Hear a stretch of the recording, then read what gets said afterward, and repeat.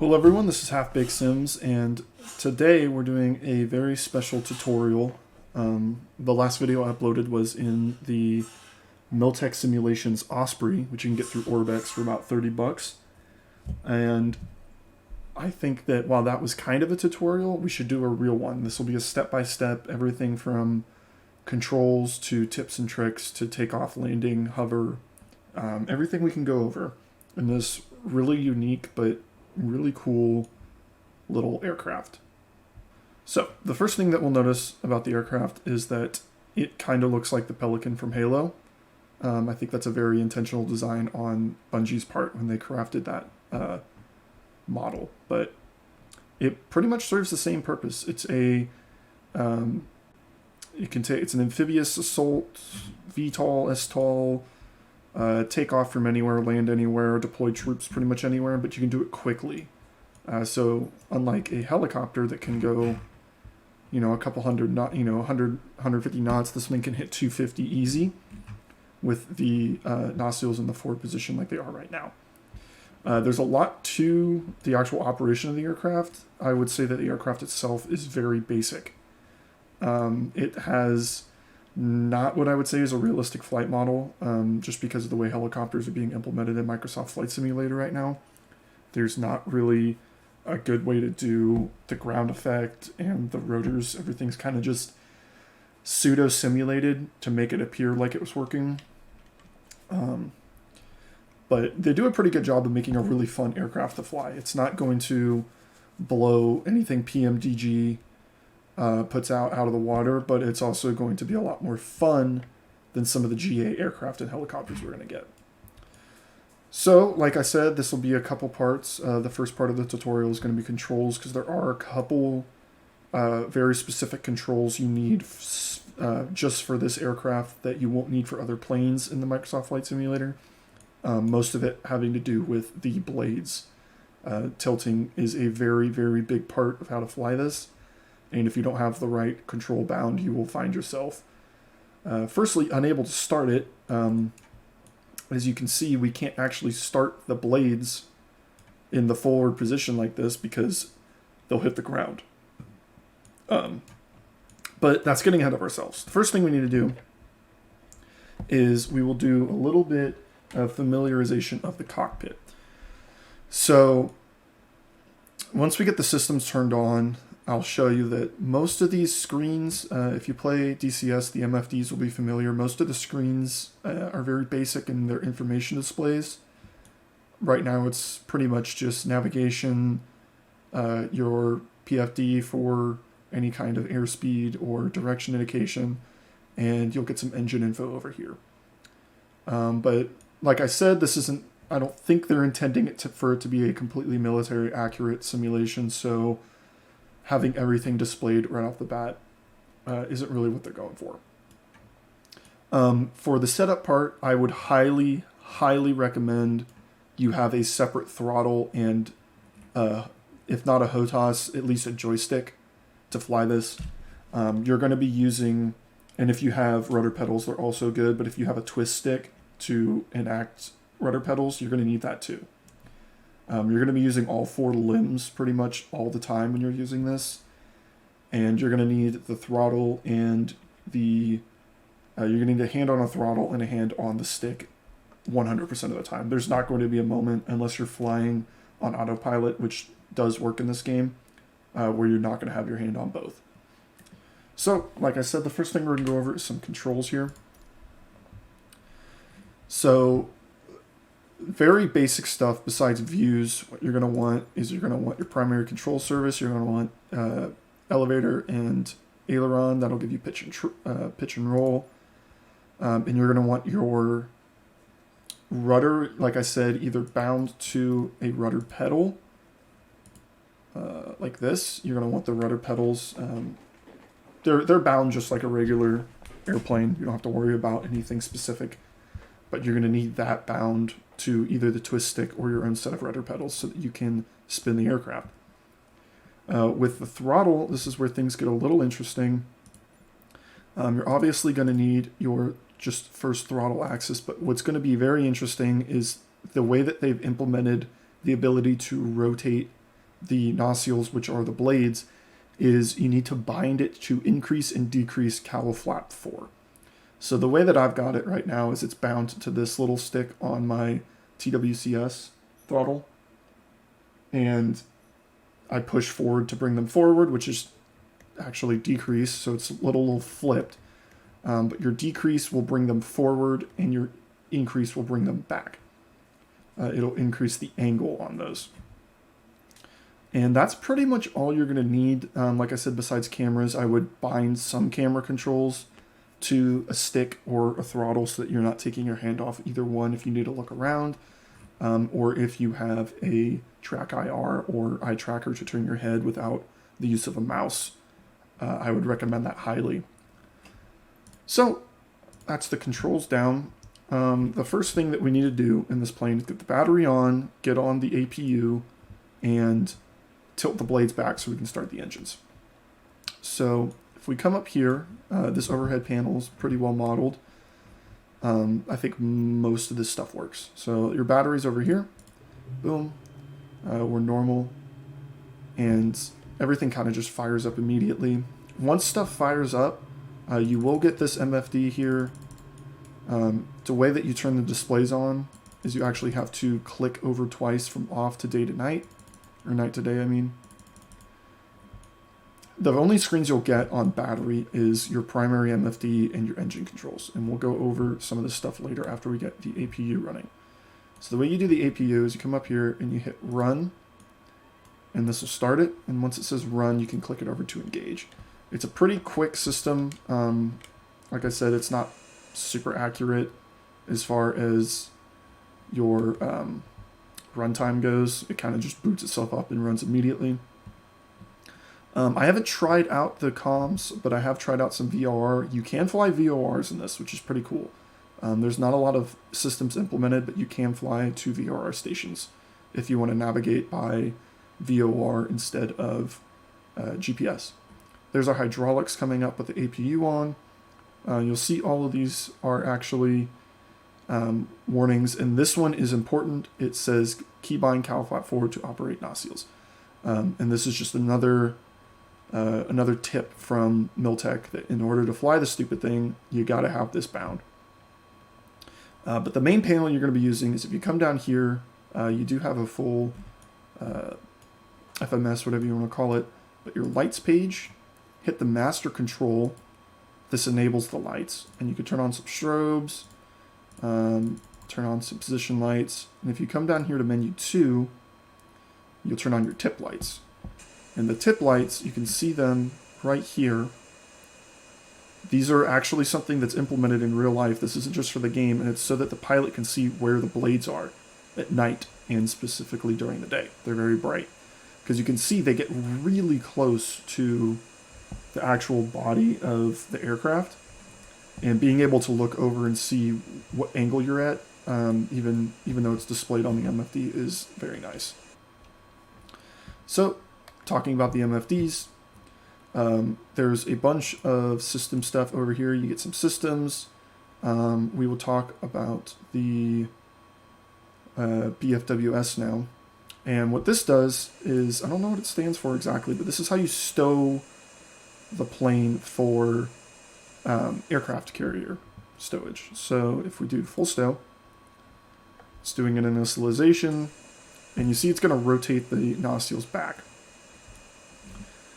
So basically when you store it on an aircraft carrier, space is at a premium, and when space is at a premium, you can't have a plane that's as wide as it is long with these giant blade tips. You're not going to be able to fit this into much of anything. And the way that they get around this is, you see, hit rotor lock here, is they'll actually spin the rotors in, like so. Let's see where they end up. Sometimes they end up in a goofy position like this. And they'll tilt the blades, I think is what comes next. Flap position. Okay, so the flaps are automatic in this plane. That's another thing. We'll go over that in a second. So here go the blades. So they fold in. These two outer ones will fold in. And then once that happens, it folds all the way back forward. And this is a pretty lengthy process, so we'll probably just cut it out going back the other way before we fly it. And then you'll hear it start to rotate. You can actually watch it do it. It's pretty cool from inside the cockpit. And it'll spin itself back to horizontal like this, so that you'll be able to stow the thing without anything to the sides. The width of the aircraft will now become the tail blades and the landing gear. That's it.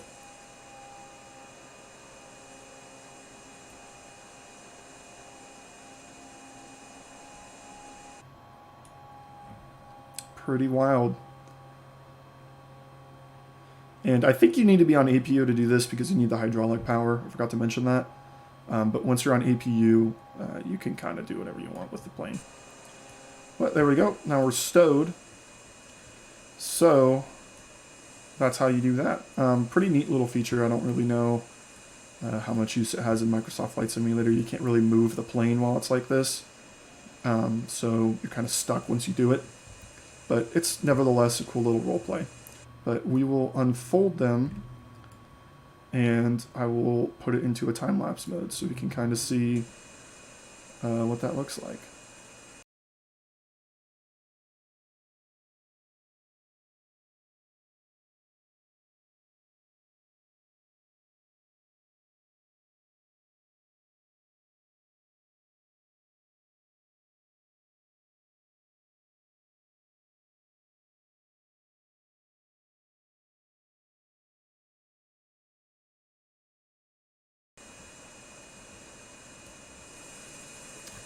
So there we are.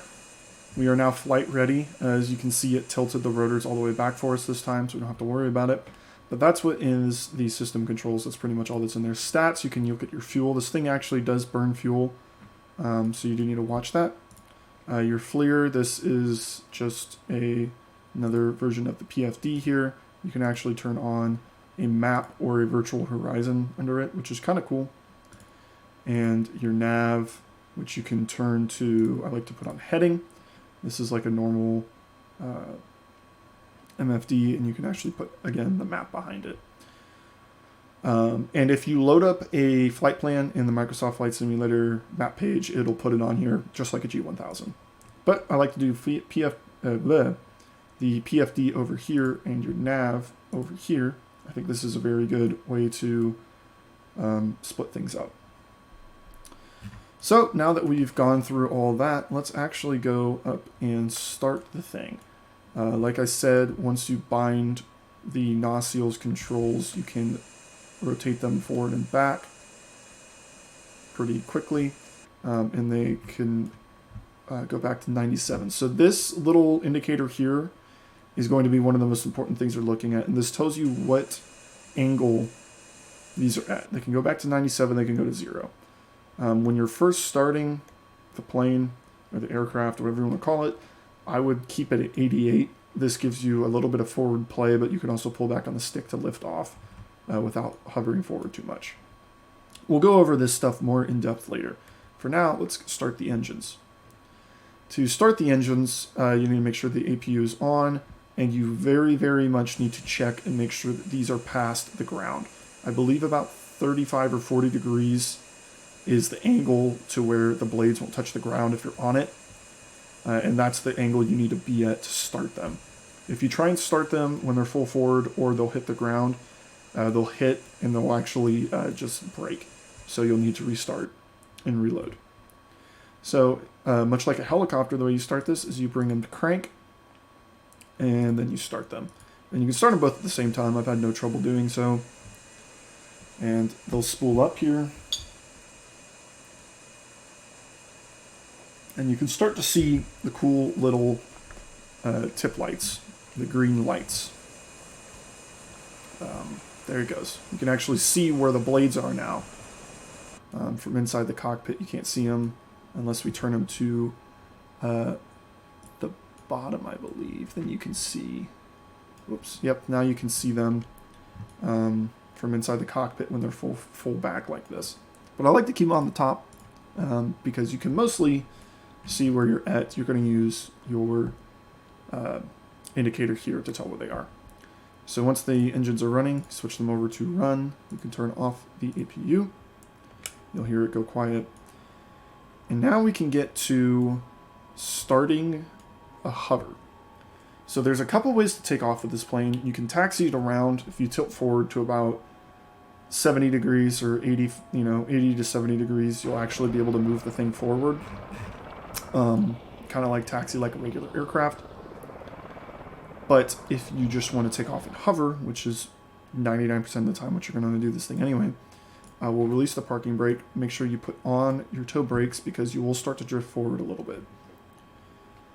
So once your parking brake's off, which I don't think matters very much for a helicopter, you'll notice RPM low. The way that you get rid of this is you go past 74% on your RPMs by increasing your throttle up to 75. It's very tricky because it says 75%, but on my throttle over to the left, it's barely open. This is just how the plane works with where the throttle indicator is. So, without further ado, I think we should take off. And the way that you're going to want to manage this is so with the engine, you need to keep it below 98%. That's your continuous max running percentage for your RPMs. Otherwise, you'll blow the engine up if you keep it over 98% for longer than a minute. So the way to take off is I would slowly increase. See how we're moving forward already? I would slowly increase to about 93, 94. 95 is when you lift off. See how we jumped up there? And like a helicopter, when you're hovering, your power isn't your lateral, it's your vertical. So there we go. And I'm pulling back on the stick a little bit so that we don't drift forward, because remember this is at 88 and not 90. If it was at 90, we just go straight up. But increase the power a little bit, and we'll get the gear up. Don't forget the gear. There is an automatic gear option, actually down here, auto landing gear. I would use that if you find yourself forgetting about your landing gear and crashing. That is not what you want to do. Okay, so we're actually in Hawaii. I forgot to mention that. You can actually see the town. I believe we're near Pearl Harbor, so that should be Honolulu over there. Unless I'm completely wrong about my Hawaii geography, which I could be. So the way that you get this thing going is actually pretty simple. It's just like a helicopter. If I want to go forward, I just tilt forward. And increase our power just a little bit to 96, 97, and we'll start to move forward. So the way that the indicator works here is this is based on your lateral speed. As your lateral speed decreases, the green bar will move back towards full upright. As it increases, it'll move forward towards full down. And this is to keep you from stalling the aircraft, basically. Because as you transition from a hover to forward momentum, you need to make sure you have enough forward momentum to not stall as you go forward, if that makes sense. Your lateral speed does not translate to vertical speed and vice versa.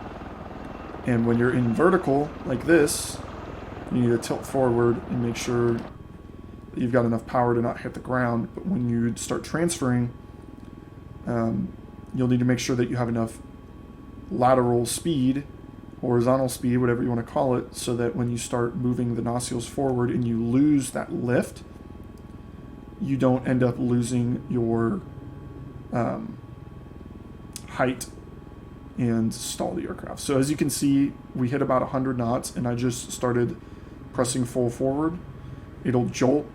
As you can see, we're all the way forward now, just like that. And we're still keeping it at about 97%. We can tone back just a little bit. We're accelerating pretty hard. And as you tilt forward, you'll actually be able to hear the blades more as they get closer to the pilot's head. I would recommend, very much recommend, binding the elevator trim to your stick or your throttle, because when you tilt forward, the thing is going to want to pick up altitude very quickly. it's trimmed up for a helicopter, so you just want to make sure that you can pull back on or push down on the stick or trim the nose forward so that you don't stall the aircraft. So there we have it. I know it was pretty quick. We'll do it a couple times, probably just for fun. But like I said, this thing's pretty quick. Once you get up to full forward and you get it about 96, 97% on the throttle, you can hit 250 knots easily without diving or stressing out the airframe, which is pretty sweet. I mean, that's faster than most Cessnas. It's faster than a helicopter, obviously. So for getting around, it's pretty quick. It's really good for sightseeing because it's slow. But if you're trying to get places, you don't have to wait too long.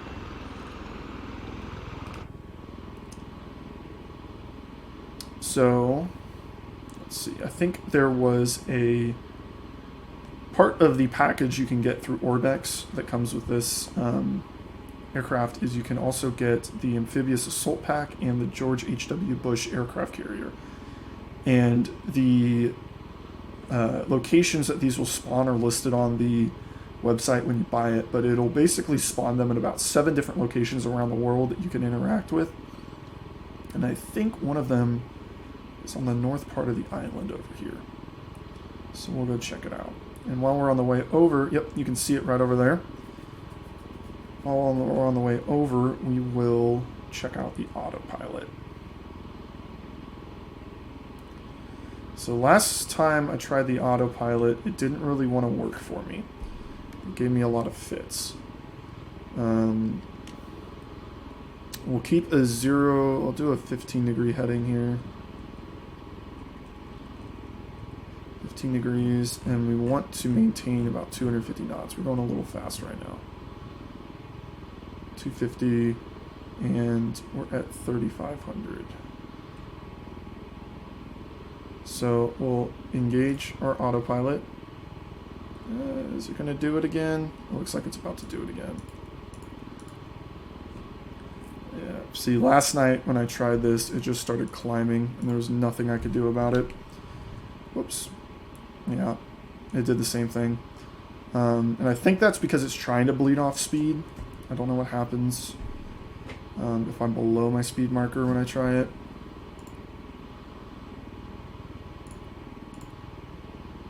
We'll hold speed and heading. Let's try altitude again. It's not going to work. So, doesn't really work. But I'm sure that'll come in a future update. For the most part, I would find putting this thing in autopilot would be pretty boring. That's not really the point. The point is to fly around and do cool stuff. So there's our little amphibious assault craft. I believe it's just a smaller version of an aircraft carrier. It's got a helipad on the back. So what we're going to do, we're going to see if we can land on it. So what I would say about this aircraft, slowing it down takes a little bit of time and a little bit of experience. You're not going to be able to just fly in at 200 knots, slam the nacelles back, tilt the blades up, and come down to a landing pretty quickly. If you do that, you will find yourself stalling and falling out of the sky. So let's see, we'll come back down this way. We'll lose some altitude here. We're up at 4,000 feet right now.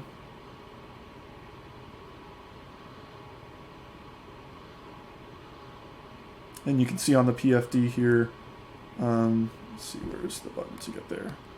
On the PFD, our vertical speed is on the right with that bar, and our indicated airspeed is on the left, obviously, and then you've got a readout of our actual height. And your vertical speed bar is going to become your best friend as we transition to a hover here. It's going to be very important that we keep an eye on that, because that's going to tell us if we are starting to fall out of the sky. Because as you increase your nacelles, you need to also increase your power to maintain your vertical speed as you come to a hover. Otherwise, If you just leave it at about 82% like we have it right now, you'll end up dropping like a rock because there won't be enough power to maintain a hover. So as we come down, let's see if we can get down to about 200 knots. There we go. And we'll click, and there's the jolt. And we'll click up to, let's say about 25 degrees on the NOS seals here. And you can see they've already started to tilt back. And as they tilt back, you'll notice our horizontal lateral speed is starting to decrease rapidly. And this is because we've lost most of our forward thrust as it's transitioning to vertical. So you want to kind of keep in the green, like I said, on the upper left there. You want to keep that in the green. This is the weird zone. This is where you really have to pay attention and use all four limbs. It's a good thing we started this far out, but you can see that our lateral speed's increasing as I try to pump more power into the blades to keep us from dropping out of the sky. As it decreases, it's a very weird play. We've got to decrease our lateral speed without stalling. And while we're not stalling, we also need to increase the power as we tilt the blades back to a hover. So we're at 50 degrees right now. And you can see we're dropping pretty fast. So we need to increase the power a little bit, but we also need to pull back on the stick, decrease the power as we slow down our forward momentum. Watch your vertical speed. And you can hear the flaps going. The flaps are automatic in this plane. There's the sync rate as we overshot our landing. Ooh, come on. Yep, there we go. So we'll tilt back to 90. Ooh, we got very low there. I don't even want to know what that readout was. So you can see we finally come down to a hover. I'm still trying to figure out how to do this. Obviously I'm not a real Osprey pilot, but once you maintain the hover, once you find the hover, once you get that 95% and you trim that vertical speed to about 0 or plus or minus 5, it becomes very manageable to move around easily. And if you want to spin the aircraft, all you've got to do is kick the rudder, which is why I said you should bind the rudder left-right to the twist or to, obviously, some pedals. But we'll drift left here, bring it back center line, go forward, drop our power slightly, not too much, don't want to hit the deck. Get over a little bit more. We'll see how we do here. So like I said, you're using all four limbs here. I'm using not my feet as much, but I'm using my right hand on the throttle, or my right hand on the stick, and my left hand on the throttle. I forgot the landing gear. I just remembered. That would have been really fun. Luckily, the landing gear deploys pretty quick, so you don't have to really worry about it. I would say this is a very tough combination of, it's easier to know where you are on the from an external view, but it's easier to land the thing from an internal view. But as I say that, we're going to land it like this. So we'll just go left a little bit, drop the power just a little bit, up the power, and then we're down. Oh, and we go back up, now we're down.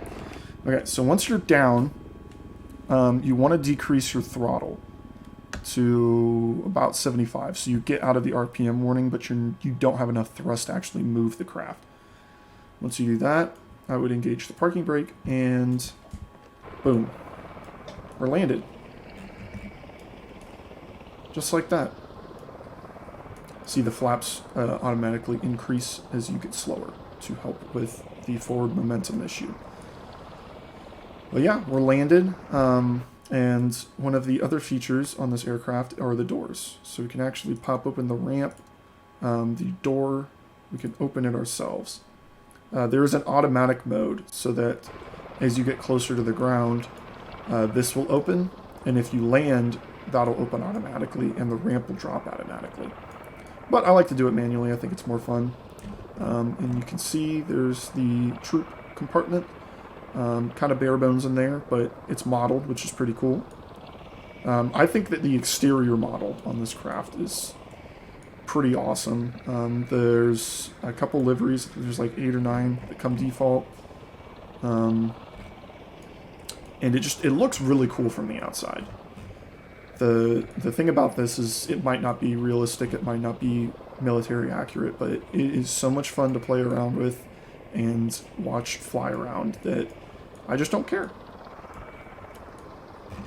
So yeah, and like I said, this is one of the add-ons you can purchase. If you purchase them in a bundle, this becomes dirt cheap. It's like $3 instead of 12. And like I said, there's also the George H.W. Bush, which is moseying around. I found it in the South China Sea, and I found it off the coast of Florida, the Florida Keys. It's pretty cool. So let's close everything up. Let's get back to our seat here. And once everything is closed up and stowed like it is, let's pretend we just loaded up a troop of Marines as we're invading Pearl Harbor for some reason. Let's kill our parking brake.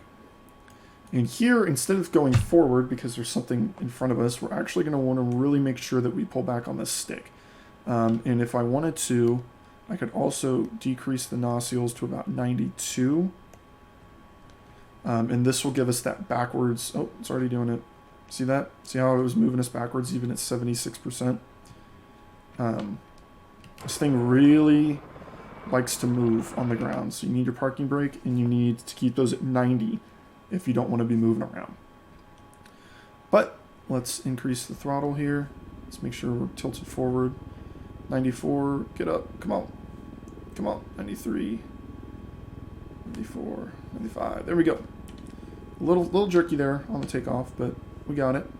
Let's forget to raise the landing gear. And yeah, that's pretty much it. I can't really think of anything else that we need to go over. The basics of the flight are easy to teach. The hard part is mastering it so that you don't crash and burn every time you try to hover onto a ship like we almost did. We got pretty close, but we didn't crash. So that concludes the tutorial, guys. I'll be flying this aircraft probably a lot more. I find it really, really fun just to go see landmarks because you can cruise over to them really quickly from the nearest airport. Take a hover, land on top of the pyramids, land on top of that big rock in Australia, or, you know, hover next to the Sydney Opera House like I did with the stream last night. If you guys enjoyed the tutorial, make sure to subscribe and like, and I will be flying this in the future. Thank you so much.